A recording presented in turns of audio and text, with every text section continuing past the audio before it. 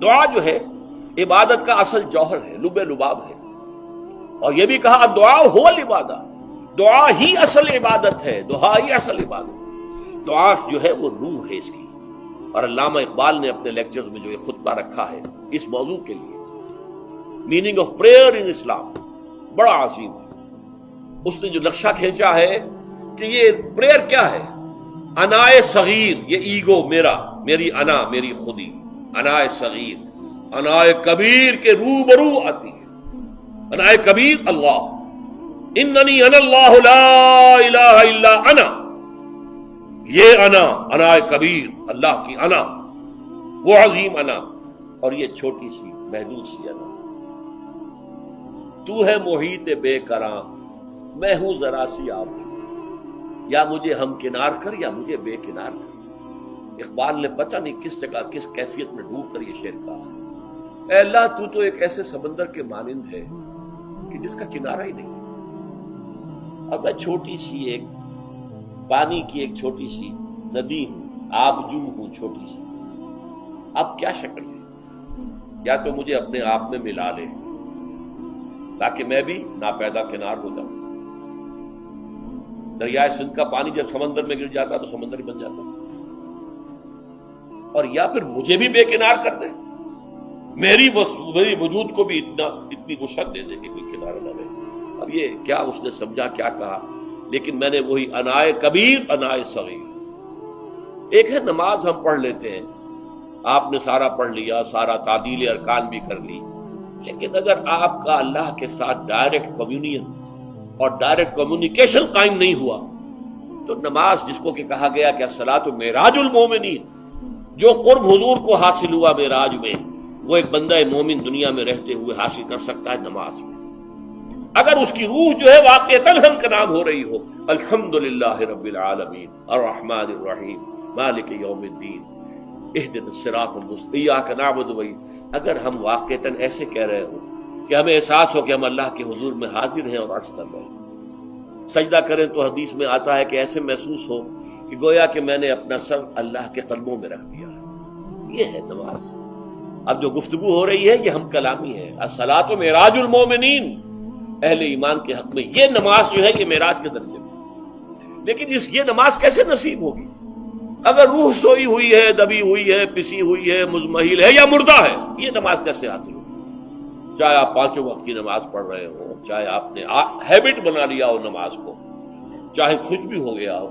لیکن یہ کہ جب تک وہ روح بیدار نہ ہو، جب تک ہم کلامی نہ ہو، افلاک سے آتا ہے نالوں کا جواب آخر، اٹھتے ہیں حجاب آخر، کرتے ہیں خطاب آخر، جب تک یہ نہ ہو، جیسے کہ میں ایک حدیث قدسی انشاءاللہ آج سناؤں گا سورہ فاتحہ کے ضمن میں، کہ اللہ تعالیٰ کے سامنے جب کھڑا ہو کر انسان جب کہتا ہے انی وجہت وجہی للذی فطر السماوات والارض حنیفا، دائیں بائیں سے بالکل اپنا تعلق کاٹ کر میں نے اپنا رخ کر لیا ہے اس اللہ کی طرف جس نے آسمان اور زمین کو پیدا کیا۔ اب یہ توجہ وجہ تو اگر یہ تو ہے چہرہ تو ہم نے کر دیا خانہ کعبہ کی طرف، اندر سے ہماری روح متوجہ نہیں ہوئی، وہ سوئی پڑی، اسے پتہ ہی کچھ نہیں کہ کیا ہو رہا ہے، تو اس صورت میں وہ کیا ہے؟ ظاہری بات تو پوری ہو گئی، نماز کا ثواب ہو جائے گا، فرض کی ادائیگی کا ثواب مل جائے گا، لیکن وہ اصل نماز تو حاصل نہیں ہوتی۔ یہ ہے وہ بات کہ وَإِذَا سَأَلَكَ عِبَادِي عَنِّي فَإِنِّي قَرِيبٌ، اے نبی جب میرے بندوں کی روحیں بیدار ہو جائیں، توانا ہو جائیں، حیات تازہ سے وہ ہم کنار ہو جائیں، اور پھر وہ میرے بارے میں پوچھیں، وہ میرا تقرب حاصل کرنا چاہتے ہیں، تو آپ سے پوچھیں تو کہیے میں قریب ہی ہوں۔ اجیب دعوت الداع اذا دعان، یہ ہے وہ دعا، میں ہر پکارنے والے کی پکار، ہر دعا کرنے والے کی دعا کو سنتا ہوں، قبول کرتا ہوں، جواب دیتا ہوں جہاں کہیں بھی مجھے پکارے۔ اذا دعان، اس میں در حقیقت وہ مفہوم آ گیا ہے there and then wherever، آپ اپنے گھر میں ہو کر پکاریں اللہ کو، آپ بستر پر لیٹے ہوئے پکاریں اللہ کو، الذین یذکرون اللہ قیاما وقعودا وعلی جنوبہم، ہاں ٹھیک ہے بعض مقامات بعض اوقات قبول دعا کے لیے زیادہ سازگار ہے، حرم میں جا کر دعا مانگی جائے، اور بنا میں عرفات میں خاص طور پر، جبل رحمت پر خاص طور پر، ملتزم جو ہے کعبے کا اس پر خاص طور پر، وہ ایام بھی ہیں خاص، لیکن یہ نہیں ہے کہ بقیہ دنوں میں آپ کے اور اللہ کے درمیان کو بڑا فاصلہ ہے۔ یہ سارا دنیا میں مشرکانہ نظاموں نے تصور پیدا کیا، اللہ تو دور ہے دور ہے دور ہے دور ہے، پاک ہے پاک ہے پاک، تم ناپاک ہو ناپاک ہو ناپاک ہو، اور تم تو بڑی پستی میں پڑے ہو، تم اللہ سے براہ راست ہم کلام نہیں ہو سکتے۔ کوئی درمیانی چاہیے، کوئی لنکس چاہیے، کوئی پجاری ہوگا، کوئی پروہت ہوگا، کوئی پنڈت ہوگا، کوئی پیر ہوگا، کوئی پادری ہوگا، کوئی پوپ ہوگا، اس کے ذریعے سے تم اللہ سے ہم کلام ہو، خود نہیں۔ اور جب ذریعے بیچ میں آ گئے تو ان کی مٹھی گرم کرو، ان کی چاپلوسی کرو، ان کو بھی جو ہے چادریں چڑھاؤ، ان کو نذرانے پیش کرو۔ یہ ہے بدترین ایکسپلائٹیشن جو مذہب کے ذریعے سے نوع انسانی کی ہوئی ہے۔ سمائے دنیا تک ہم نزول فرما لیتے ہیں تمہارے لیے،